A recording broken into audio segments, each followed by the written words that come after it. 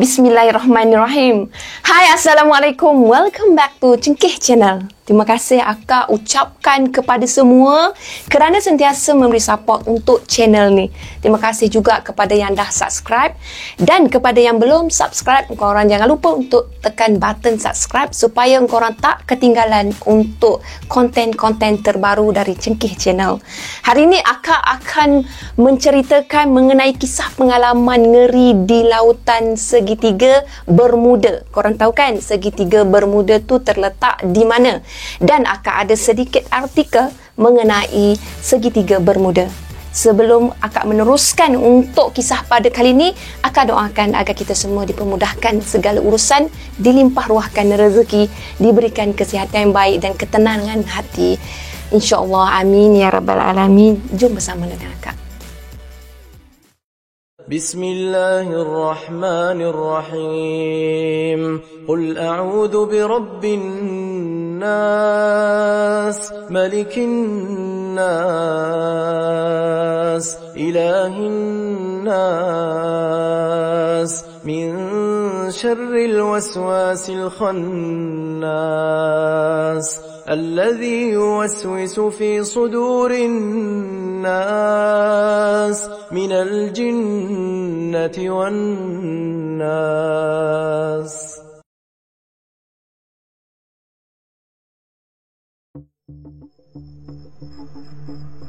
Misteri segitiga Bermuda dari sudut pandangan Islam. Kawasan yang paling misteri di dunia yang sejak sekian lama telah menjadi tanda tanya para pengkaji baik dari sarjana barat maupun sarjana Islam, dan pelbagai kejadian pelik dan misteri telah berlaku di kawasan tersebut. Semua dari kita pernah mendengar nama segitiga Bermuda atau Bermuda Triangle. Segitiga Bermuda juga dikenali sebagai segitiga syaitan.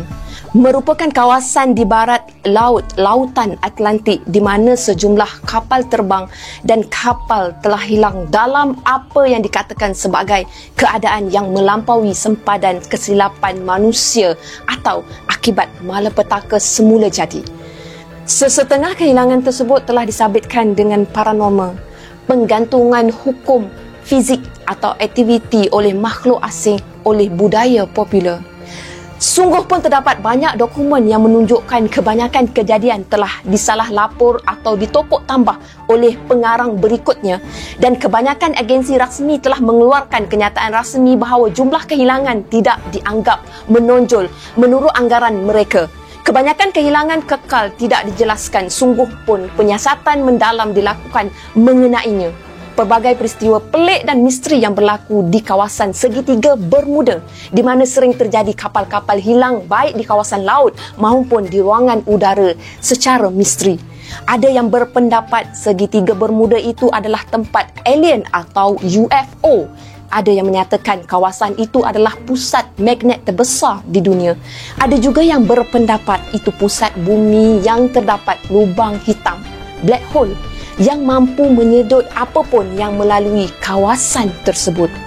Bermacam-macam teori dan andaian dari pelbagai pihak, terutamanya dari barat, mengenai misteri segitiga Bermuda ini. Segitiga Bermuda berdasarkan imej satelit yang dirakamkan.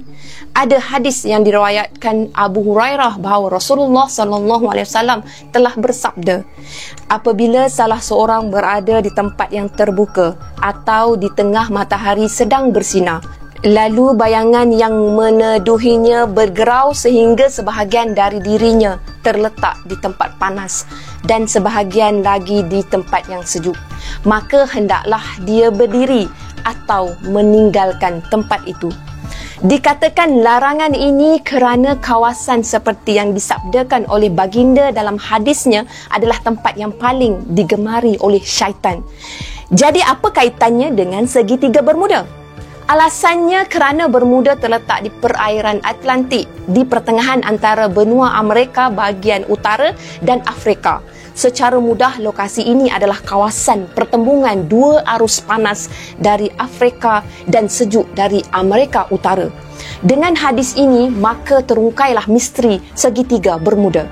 Peristiwa dan kejadian aneh yang terjadi itu tentu antara lain disebabkan pertembungan antara panas dan sejuk dan istana syaitan yang mungkin tersembunyi di situ. Ada sebuah buku yang berjudul Dajjal akan muncul dari kerajaan jin di segitiga Bermuda, karya Sheikh Muhammad Isa Daud dari Mesir. Bahawa kawasan Bermuda adalah kawasan jin di mana dari situlah akan munculnya Dajjal. Menurut Syekh Imam M. Marifatullah Al-Arsh, segitiga Bermuda merupakan tempat titik terhujung di dunia ni. Di tengah kawasan itu terdapat sebuah telaga yang airnya dapat membuat sesiapa sahaja yang meminumnya menjadi panjang umur. Di tempat itu pula Nabiullah Khidir AS bertahta sebagai penjaga sumber air kehidupan tersebut. Syekh Imam M. Marifatullah Al-Arsh berkata, kalau penyelamat akhir zaman iaitu Imam Mahdi akan keluar dari ghaibnya melalui tempat tersebut, segitiga Bermuda, dengan menggunakan jubah suci berwarna kebiruan. Namun persoalan yang menjadi misteri sehingga hari ini ialah apakah penyebab kapal, pesawat, kapal terbang atau apa jua yang melintasi kawasan misteri ini lenyap tanpa dapat dikesan. Menurut Syekh Imam M lagi, iblis dan syaitan tidak mampu mendekati pusat kawasan segitiga Bermuda. Maka iblis dan syaitan ini akan berjaga di sekelilingnya dan bertujuan untuk menghalang setiap manusia yang mencuba untuk memasuki kawasan segitiga Bermuda. Kerana sesungguhnya sesiapa yang mampu sampai ke tempat titik tengah kawasan segitiga Bermuda, maka dia akan mengetahui kebenaran alam yang sesungguhnya. Banyak orang zaman dahulu yang telah mencuba ke pusat segitiga Bermuda dan kebanyakan dari mereka enggan untuk kembali pulang ke dunianya. Menurut sebuah catatan kuno, Raja Iskandar Zulkarnain pernah mencuba memasuki ke kawasan misteri tersebut. Dan sekembalinya mereka mengatakan bahawa tempat itu berpasirkan permata dan berbatukan berlian. Tempat yang dipenuhi dengan kabut putih tebal itu sangat indah untuk dipandang tapi sangat berbahaya untuk didatangi. Cebisan kisah kehilangan yang direkodkan. Peristiwa terbesar yang pernah terjadi di segitiga Bermuda adalah lenyapnya kapal perang Inggeris iaitu kapal perang Atlanta pada tahun 1880. Sebaik kapal besar itu melalui kawasan perairan berkenaan, ia terus lenyap bersama 300 kadet dan askar di dalamnya. Rupanya segitiga Bermuda tidak hanya menelan kapal laut yang melalui kawasan perairannya, tetapi juga di ruang udara yang terdapat dalam lingkungan pertemuan tiga negeri berkenaan. Selain kapal laut, pesawat yang terbang di segitiga Bermuda yang berkeluasan kira-kira 1.2 juta kilometer persegi itu turut gaib tanpa dapat dikesan. Peristiwa terbesar membabitkan kehilangan pesawat terbongkar pada tahun 1990 apabila 5 jet Grumman TBF Avenger ALAS yang tengah meronda melintas wilayah laut itu terus gaib daripada radar pusat kawalan udara.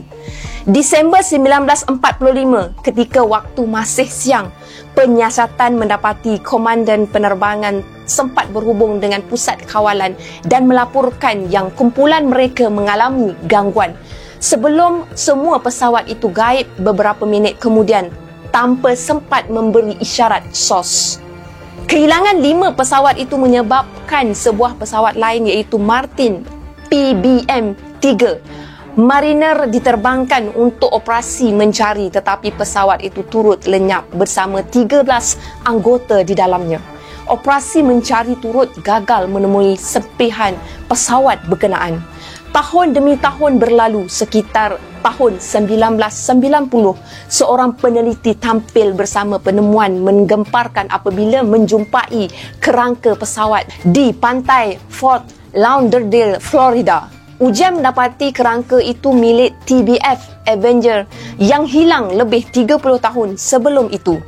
Konflik lebih menarik berlaku dalam proses pencarian pesawat pengangkut C-119 Flying Boxcar yang hilang pada 7 Jun 1965. Seperti kes lain, pesawat itu terbang melalui segitiga Bermuda dan terus gaib tanpa dapat dikesan. Operasi menyelamat dikerahkan tetapi tetap tidak menjumpai jejak serpihan ataupun mayat anggota dalam pesawat tersebut. Sehingga kini kes membabitkan pesawat C-119 Flying Boxcar, TBF Avenger, Maritime PBN-3, Mariner, kapal laut Atlanta serta ratusan lagi kes kehilangan kapal dan pesawat di kawasan itu terus kekal misteri dan tidak dapat diselesaikan. Bagaimanapun terdapat persamaan dalam kebanyakan kes. Gaib ketika keadaan cuaca baik. Kapal dan pesawat tidak memiliki sebarang masalah atau kerosakan teknikal. Perhubungan radio antara pesawat dan kapal dengan pusat kawalan berjalan seperti biasa, sehinggalah ia terus terputus tanpa disangka. Banyak teori dikaitkan sebagai punca misteri segitiga Bermuda. Ada yang mengemukakan teori lingkungan waktu, medan graviti terbalik, anomali magnetik graviti, fenomena gempa laut, serangan gelombang besar termasuk dikaitkan dengan lubang hitam di angkasa. Teori lebih pelik adalah wilayah itu dikatakan sebagai markas UFO di bumi ini. Ada juga teori mengatakan segitiga Bermuda ini merupakan pusat pemerintahan kota Atlantis yang tenggelam ribuan tahun lalu. Kota manusia duyung selain pusat persembunyian Dajjal. Walau pelbagai teori dikemukakan, tiada satu pun yang menyingkap rahsia sebenar mengenai misteri wilayah segitiga itu. Kerajaan jin di segitiga Bermuda. Apakah markas jin terletak di segitiga Bermuda? Inilah soalan yang sampai sekarang masih merupakan misteri. Muhammad Isa Daud, seorang pakar jin dari Mesir, mengungkapkan bahawa ternyata iblis mempunyai banyak istana. Dia pindah dari satu istana ke satu istana lain untuk mengatur kerajaannya yang sangat besar. Dari sanalah mereka mengendalikan seluruh aktiviti untuk menyesatkan dan menggoda manusia. Al-Quran memberikan isyarat mengenai dua lautan yang mengalir yang mempunyai suatu keajaiban. Firman Allah Subhanahu Wa Taala bermaksud, dua lautan mengalir dan kemudian bertemu. Antara keduanya ada batas yang tidak dilalui masing-masing. Surah Ar-Rahman ayat 20 hingga 21. Sukar untuk dibuktikan. Dengan itu, bukankah pasukan iblis bersama sekutu-sekutunya dari kalangan jin boleh dikatakan sebagai pihak yang bertanggungjawab terhadap hilangnya ratusan pesawat dan kapal-kapal laut yang memasuki segitiga Bermuda? Pesawat-pesawat dan kapal laut yang dinyatakan hilang di segitiga Bermuda itu tidak diketahui jejaknya lagi. Kebiasaannya, pesawat ataupun kapal laut yang mengalami kecelakaan ataupun tenggelam dapat diketahui jejak atau bangkainya. Tetapi semua pesawat dan kapal yang hilang di segitiga Bermuda tidak dapat dikesan sama sekali. Padahal pesawat atau kapal yang hilang itu dikendalikan oleh pilot dan nahoda yang cekap.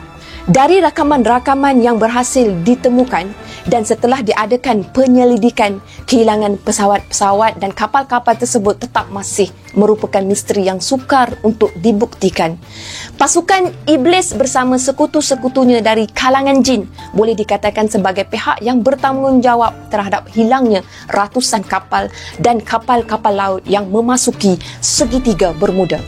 Sebab keajaiban yang ada di sana bukanlah keajaiban yang dapat dilihat dengan mata. Sebab di sana terdapat sebuah kerajaan iblis yang sudah sangat tua sekali usianya. Bagaimanapun, mereka tidak akan membahayakan sesiapa sahaja yang tunduk kepada Allah. Sesungguhnya bila ada seorang Muslim yang melewati daerah maut itu dan ia membaca ayat-ayat Al-Quran, nescaya iblis bersama pasukannya tidak dapat mencelakakannya. Wallahu a'lam bishawab.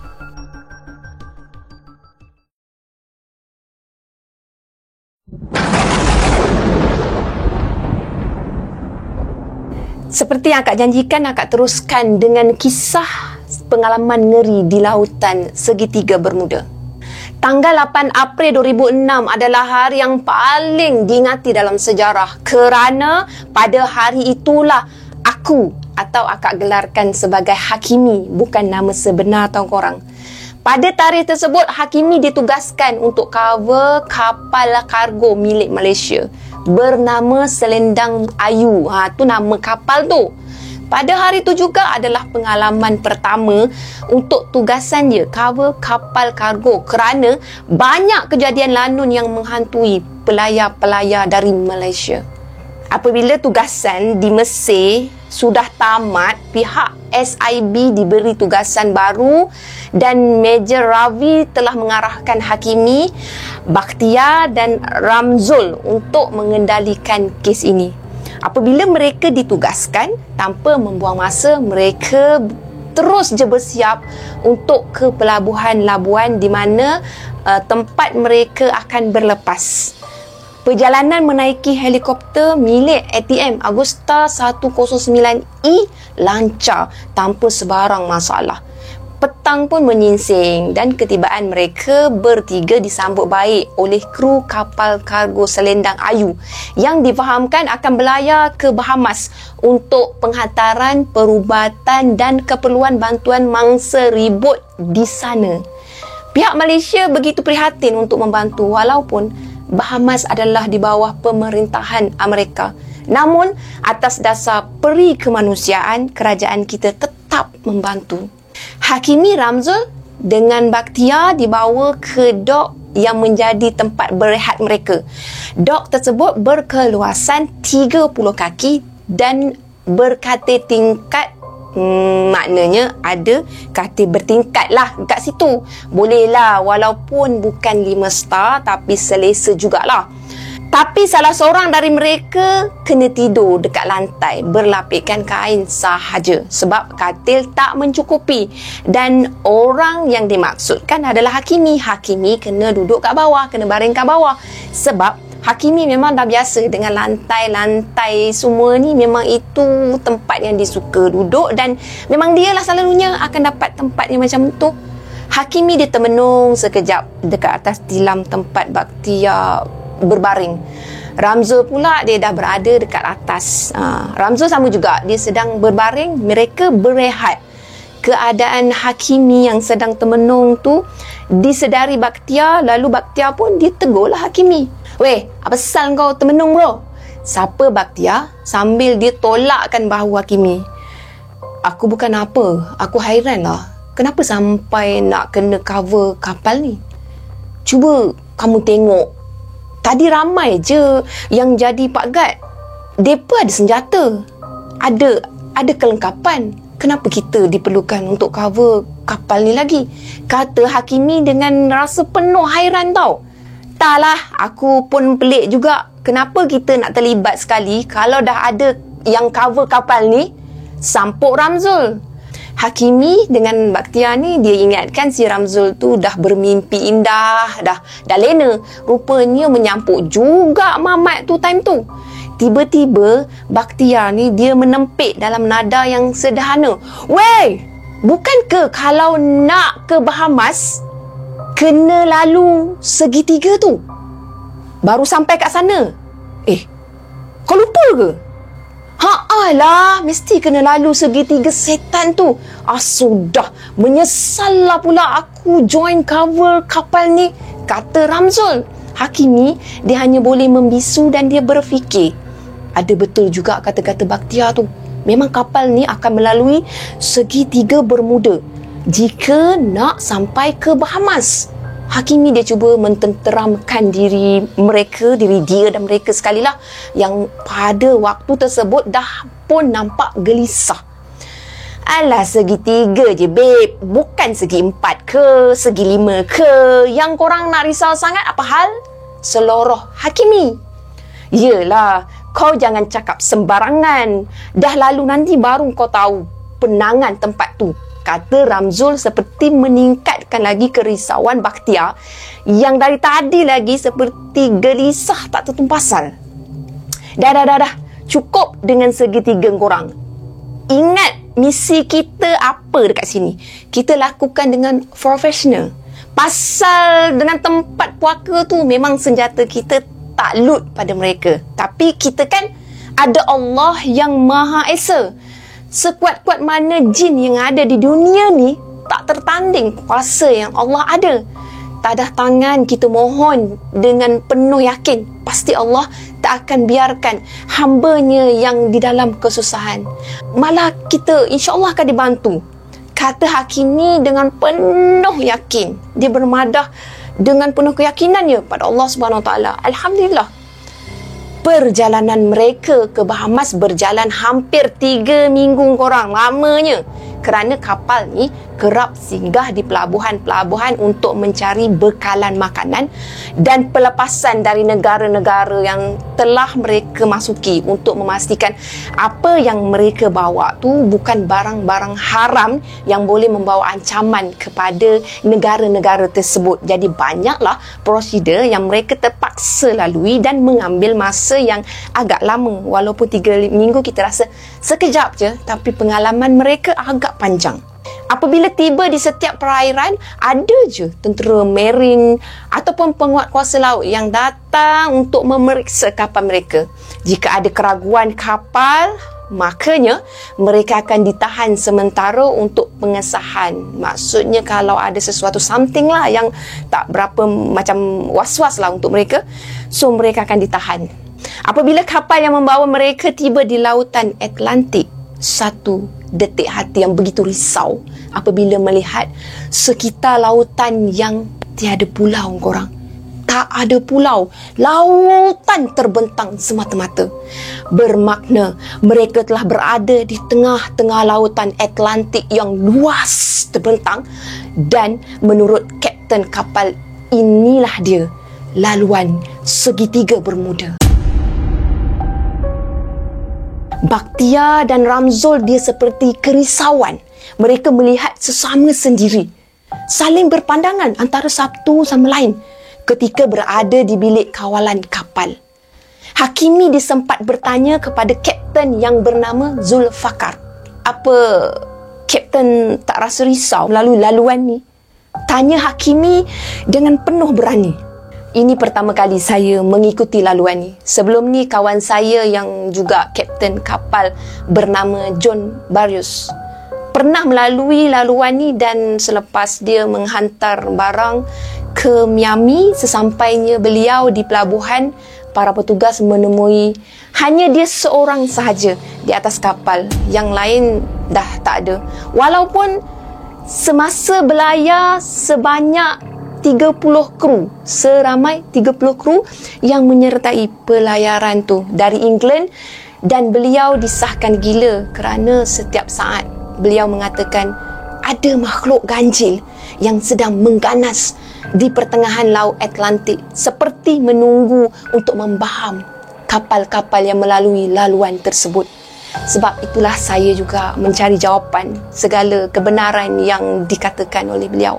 Kata Kapten Zulfakar dengan nada yang sedikit sedih, sedikit mendata. Hakimi terdiam. Dia mendengar dan dia hanya menghayati kesedihan Kapten Zul tu yang betul-betul terasa dengan apa yang terjadi kepada sahabat dia tu. Sahabat dia jadi gila sampai ke sudah. Dia sangat mengenali sahabat dia tu, dan dia tak sangka apa yang berlaku kepada sahabat dia. Lebih membuatkan dia rasa terkejut dengan kru-kru sahabat dia tu memang dah tak ada dalam kapal tu. Ke mana mereka pergi? Itulah persoalan yang tak terjawab. Hakimi dia kembali ke bahagian tengah kapal. Lepas tu dia pergilah tengok ke arah lautan yang sedikit berkabus pada waktu tu. Mereka semua ni termasuk Hakimi, mereka sedang memakai suit yang bersesuaian dengan keadaan cuaca. Suit yang mereka sedang pakai masa tu bertujuan untuk mengelakkan daripada terasa kedinginan yang melampau sangat tatkala bila angin lautan Atlantik yang melanda sekali-sekala agak deras korang, sejuk sangat dekat situ. Jadi mereka perlukan keselamatan untuk mereka pastikan mereka punya kesihatan tu sentiasa berada di tahap yang terjaga.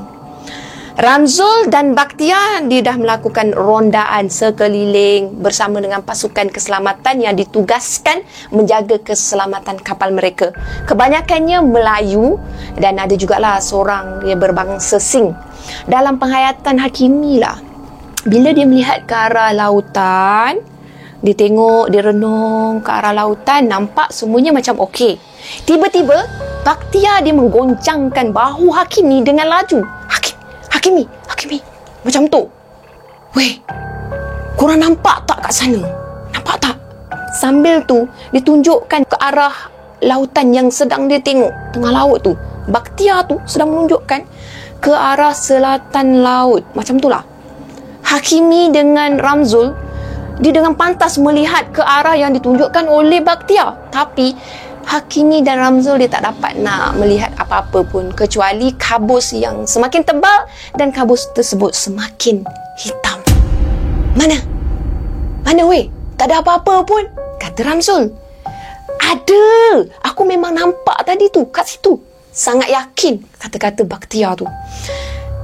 Apa yang kamu nampak? Tanya Hakimi. Aku nampak kapal, jawab Bakhtiar. Kapal pun mau kecoh ke? Biasalah kapal memang lalu kat sini, kata Ramzul lagi. Tak, aku nampak kapal zaman Portugis. Ui, kapal lama kot. Dengan yakin Bakhtiar memberitahu lagi apa yang dia nampak. Biar betul kamu ni, Bakhtiar. Tanya Hakimi. Dia nak dapatkan kepastian lagi. Hakimi sekali lagi dia mengamati betul-betul apa yang Bakhtiar katakan. Mata Hakimi dia sedang melihat sekeliling. Dia nak cari apalah yang Bakhtiar bagi tahu tu. Dia pandang juga, dia amati juga. Nampak tak jari akak? Amati. Apakah benar dakwaan Bakhtiar tadi bahawasanya dia nampak kapal Portugis kan? Kabus semakin lama, semakin tebal dan semakin hitam. Jadi dia agak sukar untuk melihat sekeliling dan melihat kapal tersebut. Tiba-tiba mata Hakimi terpandang satu objek di selatan laut yang berada di dalam kabus tersebut. Semakin lama, semakin objek tu menampakkan diri dan sah ianya sebuah kapal perang lama. Betul, kata Bakhtiar. Ramzul, Mainor. Jerit Hakimi meminta Ramzul teropong. Mainor tu teropong. Ramzul pun dia cepat-cepatlah berikan teropong tu pada Hakimi. Dalam situasi tu, Ramzul pun dia dah dapat melihat kapal tersebut. Hakimi dia melihat kapal tersebut dengan teropong. Semakin lama dia teropong, semakin dekat. Apabila dia ternampak nama di kapal tersebut, dia tengok tenang tu, dia rasa terkejut tau. Hakimi terus diselubungi dengan keresahan. Nampak tak? Mana taknya korang, nama kapal tersebut dikenali sebagai Santa Maria, kapal perang yang pernah dinaiki oleh Kapten Columbus pada tahun 1492 dan pernah melalui perairan Atlantik ni untuk mendarat di Bahamas. Hati Hakimi sekali lagi berdegup detak. Apakah ini realiti? Kerana apa yang mereka nampak di mata mereka disaksikan juga oleh para kru kapal yang lain. Mereka semua terpegun dengan kapal yang dah berusia beratusan tahun lamanya berlayar setara dengan kapal yang sedang mereka naiki tu. Bahkan dari tadi mereka rasakan seperti kelajuan kapal yang berada 600 meter dari kapal kargo mereka tu setara sahaja pergerakan. Sekali lagi Hakimi dia teropong ke arah kapal berusia ratusan tahun tu dengan tujuan dia nak tengok ada tak penghuni dalam kapal tu. Kapal lama kot. Dia nak tengok ada kru tak dekat situ. Tapi tak ada. Memang tak ada penghuni. Dia tak nampak apa-apa pun dekat situ yang menunjukkan seperti seseorang sedang bergerak ataupun sesuatu yang sedang bergerak. Tak ada sebarang kelibat manusia pun yang terdapat dalam kapal tersebut. Tiba-tiba, siren kapal kargo mereka kedengaran kuat. Macam mana siren? Hakimi dia cepat-cepat dia naik ke dek pengemudi. Dia nak tengokkan Kapten Zulfaqar dekat situ. Bila dia tengok Kapten Zulfaqar dalam dek pengemudi tu memang dalam keadaan yang cemas. Jadi Hakimi rasa agak tergamam tau. Dia terkejut. Dia cuba untuk membantu kapten tersebut. Apa yang terjadi, Kapten? Entahlah, saya tak pasti. Tapi tadi saya ternampak seekor binatang yang sangat besar sedang melintas di depan kapal seperti dinosaur. Tengkuknya panjang dan ia pantas menenggelamkan diri, kata Kapten Zul. Hakimi dia melihat kembali ke arah luar, tempat di mana kapal tersebut tuju. Nampak kan dari bahagian pengemudi. Kapal Santa Maria tu masih ada dan seiring dengan kapal mereka, awan tiba-tiba gelap di depan mereka seperti ada ribut yang bakal melanda. Petir sekali-sekala menyambar disertakan dengan guruh.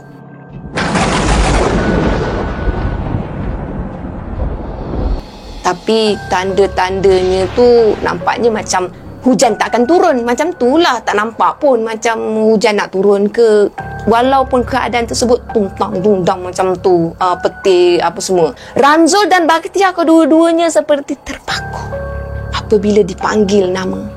Ramzi, Bakhtiar, Ramzi, Bakhtiar. Tapi mereka terkaku, terdiam. Seolah-olah tak ada respon dari mereka. Apa yang dah berlaku? Hakimi turun dan dia membacakan Bismillahirrahmanirrahim. Kemudian dihembuskan ke muka Ramzul dan Bakhtiar. Alhamdulillah, mereka kembali sedar. Apa yang kita nak buat ni? Kata Bakhtiar. Angin semakin kencang. Para kru kapal bertempiaran sesama sendiri mencari perlindungan dan dalam masa yang sama kapal seperti hilang keseimbangan. Para pasukan keselamatan pun banyak yang tergolek dan mereka berpaut di sisi kapal. Keadaan menjadi sangat cemas. Hakimi melihat ke depan. Kapal ni tak bergerak ni. Kabus tu yang datang menghampiri kapal kita ni, kata Hakimi. Sebab apa Hakimi cakap macam tu? Sebab dia melihat di awan terdapat beberapa ekor burung yang tak bergerak, statik. Korang bayangkanlah, berada di awan tapi statik, tak bergerak dan masih berada di posisi sama. Begitu jugalah dengan kapal Santa Maria yang seiring dengan kapal mereka. Tidak seperti bergerak langsung. Ramzi dan Bakhtiar masih berpaut dengan senjata masing-masing. Mereka masih standby. Kemudian mereka dah jatuh. Jatuh ke mana memang Hakimi pun tak tahu. Tak tahu nak dinyatakan ke mana mereka jatuh dalam keadaan kapal yang tak seimbang. Dalam keadaan kapal yang macam tu, agak sukarlah untuk Hakimi melihat apa yang berlaku secara menyeluruh di sekeliling dia. Ya Allah, apa yang mahu kamu berikan ini? Aku dan rakan-rakanku tetap tabah untuk hadapinya, ya Allah, kata Hakimi dalam hati kecil tapi agak kuat. Dengan tak semena-mena ada satu gelombang yang muncul di hadapan kapal, merempuh mereka dan kesemua kru termasuk Hakimi. Juga rakan-rakan dia tersungkur jatuh. Mereka macam berlaku pelanggaran macam tu. Mereka muntah semuntah-muntahnya waktu tu. Ya Allah, azabnya keadaan ini seperti nak tercabut nyawa. Ketika gelombang tu merempuh kapal mereka, sangat-sangat menakutkan. Kilat terus sambar menyambar dan kabus hitam tebal tu semakin hampir pada mereka. Baru je mereka semua nak berdiri teguh semula, sekali lagi gelombang tu muncul dan menghentam kapal mereka. Mereka berbaring semula dan mereka stay juga. Muntah macam mabuk kapal. Muntah juga lagi. Rasa senaknya hanya Allah sahaja yang tahu. Rasa tak selesanya hanya Allah yang tahu. Hakimi dia gagahkan diri untuk berdiri, sementara tu kru-kru yang lain dan yang semua-semua seperti tak mampu dah untuk cuba berdiri, untuk cuba mengatasi situasi tu. Memang macam dah tak mampu, termasuk rakan-rakan Hakimi iaitu Ramzul dan Bakhtiar. Hakimi dia terus juga meluru ke dek kapten. Walaupun keadaan dia agak tintong macam tu, dia cuba juga. Dia melihat mereka yang berada dekat situ juga dah terbaring kat lantai dalam keadaan muntah-muntah. Sementara tu dia nampak muntah-muntah tu dah berselerakan dekat situ. Maknanya muntah tu bukan sikit. Situasi yang sama berlaku kepada mereka di dek pengemudi macam tu. Hakimi dia paparkan Kapten Zulfaqar dan terus kapten tu berkata, "Cepat azan! Tengok tu! Cepat azan!" Kapten menunjuk ke arah ke depan. Ya Allah, kabus hitam tu menyerupai seperti sekujur tubuh manusia yang besar dan gagah. Datang ke arah mereka dengan mulutnya terbuka.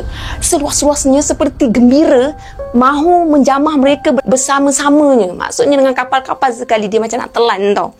Dia muncul bersama dengan satu pusaran air laut. Pusaran air laut yang besar di belakang makhluk tu. Makhluk yang dia nampak tu lah. Hanya Allah yang mengetahui apa yang terjadi kepada mereka ni. Dan hanya Allah sahaja yang akan menyelamatkan mereka. Mereka betul-betul berserah kepada Allah SWT. Hakimi dia memberanikan diri dia dan dia terus ke depan kapal. Dia menghadap kabus yang menyerupai lembaga manusia besar tu. Lembaga tu pada waktu tu memang dalam keadaan yang penuh kemarahan. Hakimi terus memandang ke arah lembaga tu dan dia mara dengan hanya 200 meter sahaja. Kapal mereka stay tak bergerak. Tangan kanan Hakimi ditekupkan ke telinga dan dengan nafas panjang Hakimi azan. Dengan hati yang berserah kepada Allah SWT dan hati dia pun berkata, Allah Maha Besar, Allah Maha Besar. Biarlah nyawaku diambil lembaga ini dan selamatkanlah nyawa rakan-rakanku di atas kapal ini. Kemudian dia azan dan terus azan. Tengah Hakimi bertarung nyawa di depan kapal, terdengar pula di belakang ada suara beramai-ramai sedang melaungkan azan. Waktu dilaungkan azan, keadaan di dalam kapal mereka turut bergema dengan azan. Korang imagine kan? Selesai azan, telinga Hakimi seperti dengan jelas terdengar. Entah dari mana datangnya, tapi dekat sangat dengan telinga dia. Satu ayat berbunyi, وَجَعَلْنَا مِنْ بَيْنِ أَيْدِيهِمْ سَدًّا وَمِنْ خَلْفِهِمْ سَدًّا فَأَغْشَيْنَاهُمْ فَهُمْ لَا يُبْصِرُونَ. Diulang banyak kali dan sememangnya jelas di anak telinga Hakimi. Dengan spontan Hakimi mengikut kepada ayat tersebut. Dan kru-kru yang hampir dengan dia pun melafazkan ayat tersebut korang. Ayat yang sangat indah.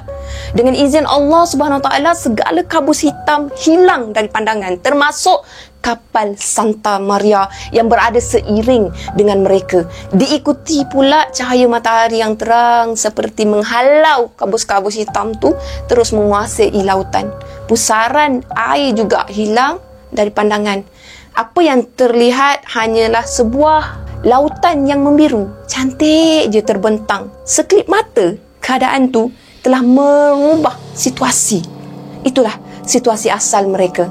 Hakimi dia melutut bersyukur kepada Allah dengan penuh keyakinan, dengan peluh yang sedang membasahi seluruh tubuh dia. Dia menadah tangan sambil dia berkata, tiada sangsi lagi, engkaulah Maha Pencipta dan Penyelamat kami, ya Allah. Syukur kehadratmu. Kru-kru yang lain memapah Hakimi keduk kapal kerana menyedari betapa tak bermayanya keadaan Hakimi pada ketika itu. Keadaan pulih seperti biasa. Ramzo dan Bakhtiar seperti tak percaya dengan apa yang Hakimi dah lakukan dekat atas kapal tu. Dan dia betul-betul tak percaya. Macam tak percaya bantuan tu datang. Bantuan yang tak disangka-sangka. Tak berapa lama kemudian, kapal mereka tiba di pelabuhan Bahamas dengan penuh cerita yang terjadi. Mereka juga seperti memahami, mana orang kat Bahamas tu seolah-olah macam faham bila melihat situasi kru-kru kapal termasuk Hakimi dan rakan-rakan dia yang agak tak terurus. Memang keadaan kapal pun memang agak tak terurus. Kemudiannya apabila barang-barang kargo diserahkan, mereka bermalam hampir 3 hari di Bahamas. Macam-macam cerita yang mereka dengar dari mulut penduduk di Bahamas. Perkara yang sama pernah terjadi kepada kapal yang lain dan yang bernasib baik akan melepasi. Manakala yang tak bernasib baik pula akan hilang. Macam tu je. Lautan Atlantik pernah digelar seperti jalan mati oleh penjelajah lama yang bernama Captain Columbus. Seorang kapten yang pernah mengemudi kapal Santa Maria yang mereka jumpa di tengah lautan Atlantik tersebut. Perjalanan pulang mereka, syukur Alhamdulillah dah tak ada apa dah yang berlaku. Sebab mereka tempuhi perjalanan tu dengan selamat apabila kebanyakan kru-kru kapal dia berwiri, berzikir, solat dengan baiknya. Malah mereka juga berjemaah bersama-sama di tengah-tengah kapal. Bacaan Yasin juga tak ketinggalan. Mereka tak terlepas untuk membaca bacaan Yasin, dan apabila dibaca ayat 1 hingga 9 dari surah Yasin tersebut, itulah dia korang, ayat yang didengar di celah-celah telinga semasa berhadapan dengan musibah yang terjadi. Ajaib kan? Apa yang baiknya di sebalik kejadian tu? Apabila ahli pasukan keselamatan yang berbangsa Sing yang Kak cakap tadi, ada seorang kan, mahu memeluk Islam kerana dia melihat sendiri kebesaran yang benar dari Allah Subhanahu Wa Taala yang Maha Esa, sehingga terbuka pintu hati dia untuk memeluk Islam. Syukur, Alhamdulillah. Perjalanan mereka selamat ke tanah air selepas 3 minggu berlayar dari Bahamas, dan mereka membawa pulang pengalaman yang tak ternilai semasa berada di lautan Atlantik. Allahu Akbar, Allahu Akbar, Allah Maha Besar, Allah Maha Besar. Penulisan indah dari seseorang untuk tatapan kita semua. Semoga sama-sama kita manfaatkan untuk teguhkan iman kita kepada Allah yang Maha Berkuasa. Allahu Akbar. Sekian sahaja untuk perkongsian pada hari ini. Apa yang baik sama-sama kita ambil jadikan sebagai tauladan, apa yang buruk sama-sama kita ambil jadikan sebagai sempadan. Akak tegaskan kat sini, yang mana tak elok jangan ikut, kutip yang baik-baik aja. Terima kasih korang kerana sudi dengar dari awal sampai akhir. Apapun jangan lupa untuk like, share dan subscribe. Bye. Assalamualaikum. Bye.